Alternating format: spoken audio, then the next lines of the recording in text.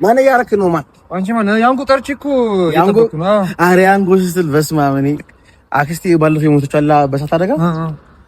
እኔ ያዛ ቀን እኮ ነው ላንቺ ነው የምነግርሽ ግን እሳት አደጋ ጠራ መባል እኔ 86 10 ላይ ያንጎ መጥራት እሺ